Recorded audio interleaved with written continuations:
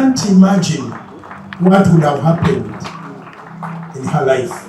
And I can't even imagine how grateful she is to God who saved my life.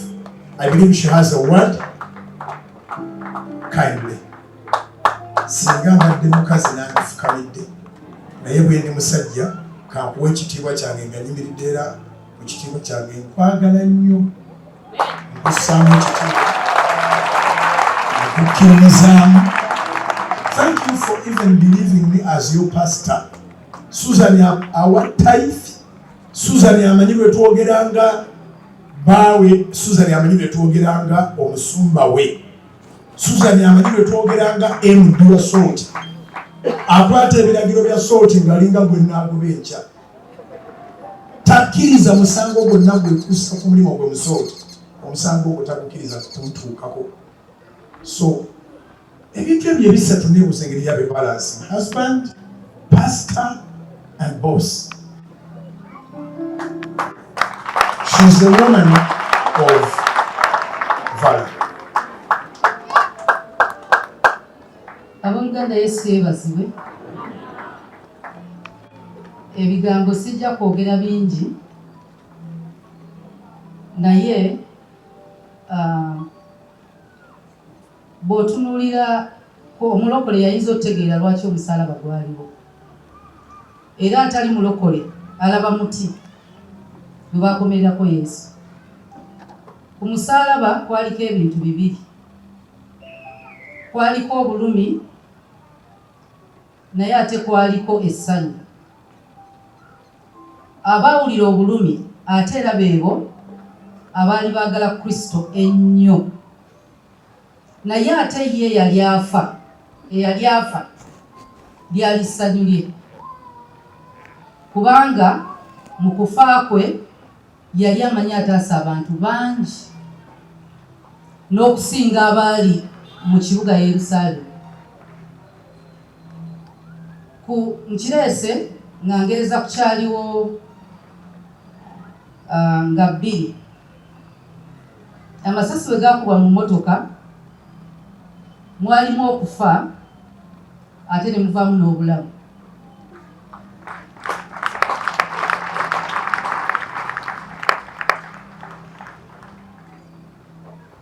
Okufa okwalimu abantu bonna nga ne pasita mwali abaali bamanyi Uncle Richard. Namuyitanga uncle, oluusi muyita mulamu wange, kyamuyisanga uncle abantu bonna ababa bamwetoolodde bamuyita uncle. Naye ate yabanga mulamu wange. Era n'amazzi ago gakyaliwo. Nga bw'olaba nti bwe tuba tugenda kuza Good Friday ne Easter, bwe tujjukira okufa kwa Yesu, tukaaba nti yafa. Naye ate ne tusanyuka olw'obulokozi kubanga okufa kwe kwaleeta ki? Obulokozi.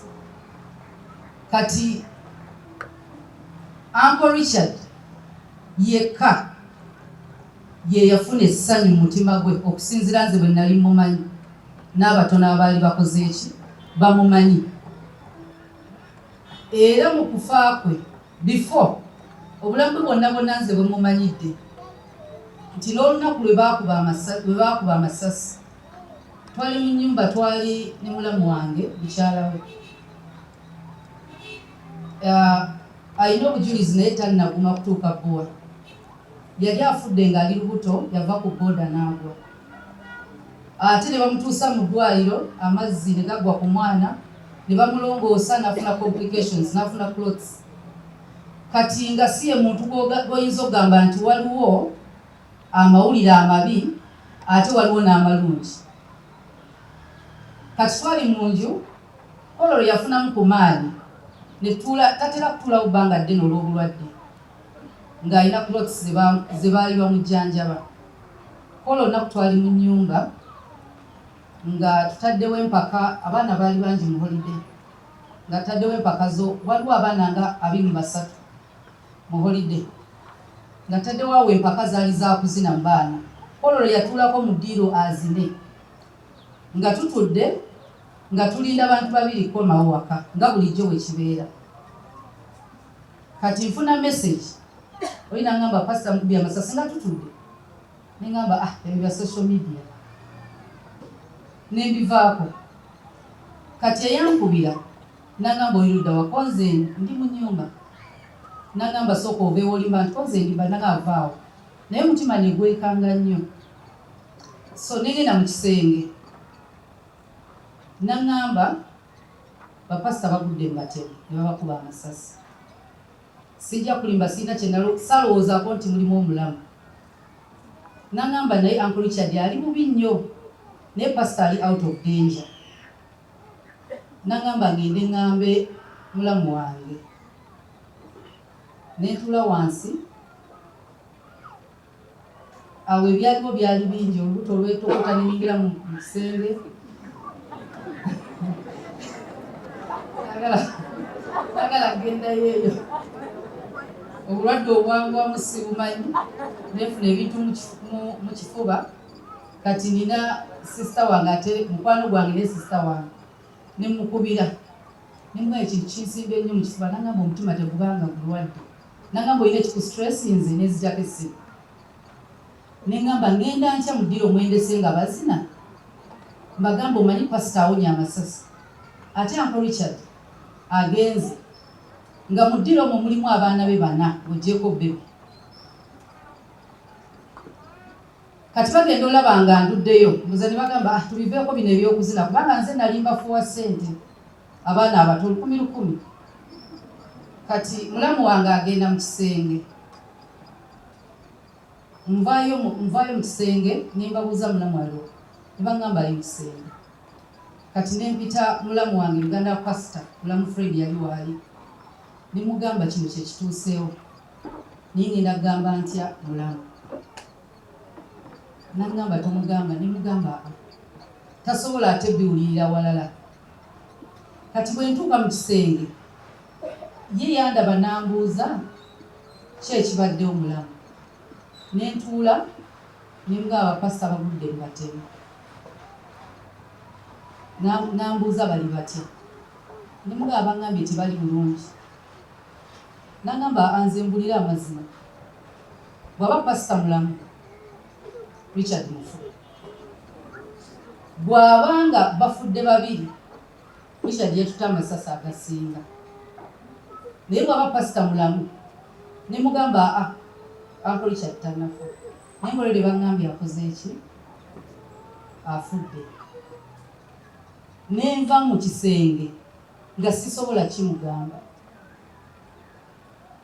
Kati ye yasigala akimanyi, kati nga nkimanyi wafunira obuzibu obwa pressure, obulwadde bwennyini bwalina bugenda kusituka. Kati nenvawo nenzira mu kisenge nangoberera, najja naŋŋamba Richard yafudde. Nemugamba lwaki? Naŋŋamba mumanyi yajja abiŋŋamba bwe tugwanga mu batemu ne tufa babiri ntutte 9 afunye essasi limu. Naye kyensaba Mukama obuweereza bwange sifiiranga walala wonna, oba Congo gye yakoleranga oba Somalia. Njagala nfe nga nina kyenfiiriridde nga si ggwanga lyokka naye n'obuweereza, naye ate ne pasita mukwano gwange. Kati tuba tukyayogera, mutabani wange nayingira mu kisenge n'akyusa TV. Kati engeri bba abavubuka ndowooza buli ssaawa abeera ku simu n'afuna amawulire. Bw'akyusa TV ateekako TV emu nga kuliko headline ng'omukyala sinamugamba kigambo nekyo, nga kuliko nti pasita akubiddwa amasisi, driver afudde. Yatuulirawo wansi, sijja balimba nti kyali kyange, nsanyuke pasita awonye. Nga tekijja naŋŋamba mulamu wange oyo wali olwayo yazze ku Thanksgiving abadde tajja kubanga alina omwana muto wa myezi 4 ate naye abadde akyali mulwadde. Naŋŋamba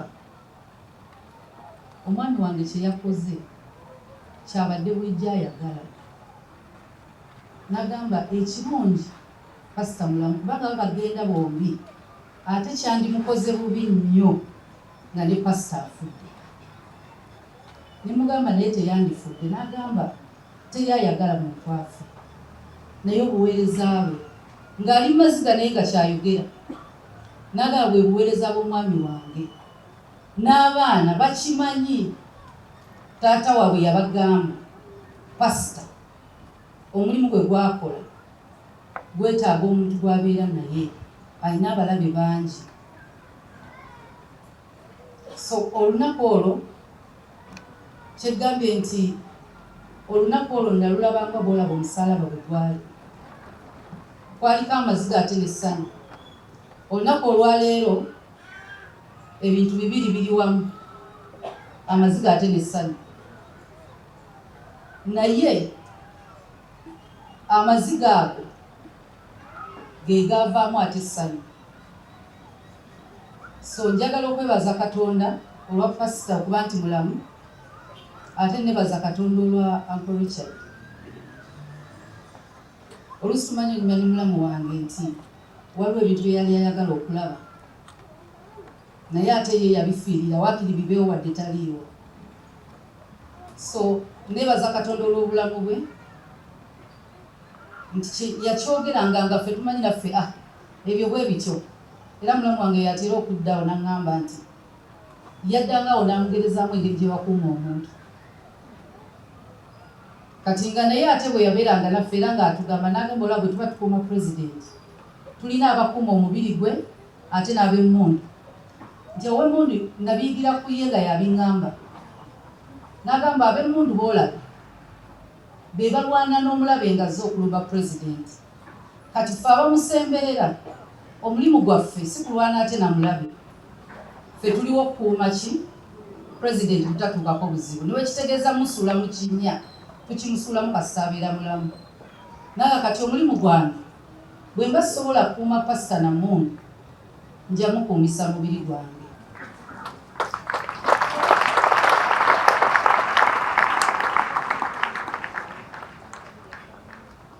Era mu bigambo ebingi si muntu ayogera ebigambo ebingi, especially mu bantu abatategeera. Omuntu bw'asalawo obutategeera toyinza mukombisinga kutegeera. Ne Bayibuli ekyogera n'egamba nti omusirusiru n'oba omusekula mu kinu asigala musiru. Omuntu bw'asalawo okuba omusiru, ne Bayibuli etulabula, Yesu yatugaana okuwa emmere y'abaana ogiwa embwa.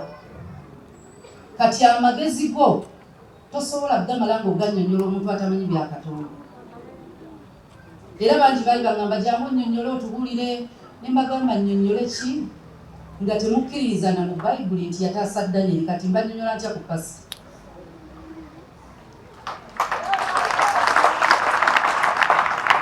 Bwe mulikkiriza Bayibuli ndituula ne mbannyonnyola, kati awo mba nsomesa mukkiriza ku Katonda gwentegeera. Kubanga era ne mulembe gwa Danyeri singa waaliwo social media nga bwe biri olwaleero, bandigambye mu bunnya bw'empologoma mwalimu California, bazi kuba California. Era be bamu bandigambye ndowooza bagenda okumusuulayo ng'amaanyi bagaggyeemu. Danyeri bwe yasuulibwa mu bunnya balabika tezaaliyo, baateekayo biddole. So omulimu gwa Mukama always gulina okubaako ebibuuzo eri abo abatamutegeera. Wabula kiruma nnyo ate abavaayo ne bagamba baamukkiriza ne bamutegeera naye nga babuusabuusa emirimu gye, kati tebamutegeeranga. Bw'ovaayo omusumba n'owulira enjiri n'osoma ekyandikibwa n'ogamba no weapon formed against me shall prosper, nga bw'owulira kikolawo tekisobola kukola wa musumba bugingo. Bayibuli sigo wagiwandiika. Kati sitera kunnyonnyola basiru.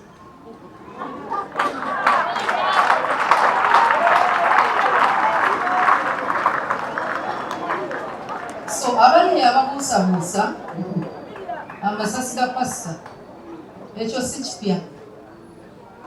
Olaba mukyabuusabuusa okuzuukira kwa Kristo.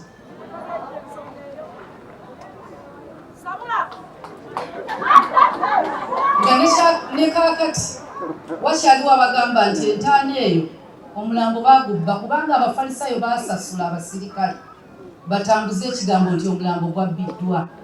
Era Bayibuli egamba n'olunaku lwa leero amawulire ago gakyatambula.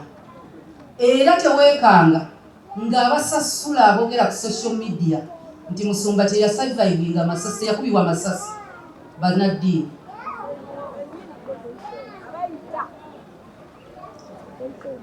Kubanga Yesu yatulabula ku misege egyambadde amaliba g'endiga galina okuwakanya omulimu gwa Mukama n'omukono gwe. Ekitatuuse mu nju ye takkiriza nti kikolebwa. Era omuntu nga tannawona siriimu takkiriza nti Katonda abalokola amuwonya. So omukkiriza nkusaba oleke kwetaba mu mboozi ezikuleetera okubuusabuusa Katonda wo. Katonda waffe nga bwe yali luli bw'ali leero n'enkyagenda kukola, ne bwe tunaava wayina balala bagenda okutaasa mu bisinga n'amasasi. Omuntu waba asobola okuvayo n'agamba bamusalira akalabba naye olwaleero ali free. Gw'osuubira ki ekyo ekyamutaasa? Katonda akozesa abantu be. Katonda yakozesa Richard. Kati gwe mu kifo ky'okuddeyo okuleekaana ogamba naye oba bituufu oba si bituufu. Gwe weebuuze ki ky'osobola okukola ku nsi kuno ng'eggulu lisobola bw'ogende wa Mukama waffe agamba well done faithful servant. Bw'oba tonnatuuka ku ddaali eyo toyogereranga Mukama akozesa abantu. So njagala okwebaza Katonda olw'obulamu n'obwa famire ya Uncle Richard. Tuvudde wala nga tuli famire emu era tukyali. Kyenjagalako ekimu ku Musumba Bujingo teyeekubira gundi, teyeekubira ngalo ebigambo bye tajja kwogera. Naye famire ya Uncle Richard yo yennyini emanyi obumu bwe tuli.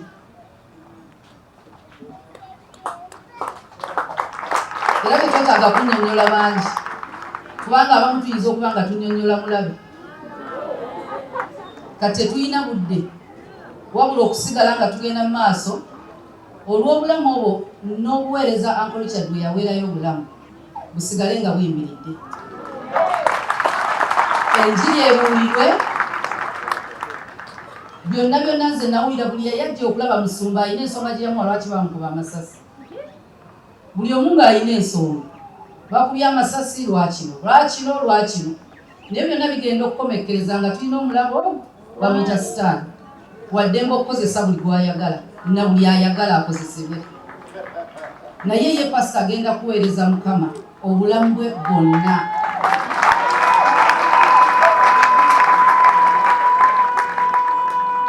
Era nange obuvunaanyizibwa bwange